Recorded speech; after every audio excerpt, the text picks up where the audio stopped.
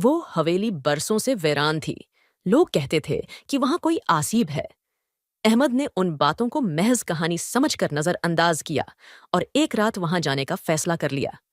चांदनी रात में जब वो हवेली के करीब पहुंचा तो सुनाटा बढ़ गया और हुआ में अजीब सी सर्दी थी। दरवाजा बासानी खुल गया और वो अंदर दाखिल हो गया। हर तरफ बोसीदा दीवारें, बिखरी चीजें और धूल से अटी तस्वीरें थीं। अचानक उसे सीढ़ियों से किसी के कदमों की आहट सुनाई दी। उसने पीछे मुड़कर देखा तो एक धुंधली शक्ल सीढ़ियों पर खड़ी थी। उसकी आंखें सरख थीं और चेहरा खौफनाक। अहमद का दिल तेज तेज धड़कने लगा, लेकिन उसने भागने की कोशिश की तो दरवाजा बंद हो गया।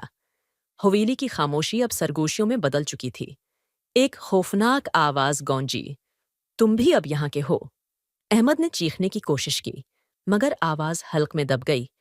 अगली सुबह लोग आए तो हवेली खाली थी, मगर वहां एक नई पुरानी तस्वीर दीवार पर लटकी थी, अहमद की, जिसकी आंखों में हमेशा के लिए खौफ कैद हो चुका था।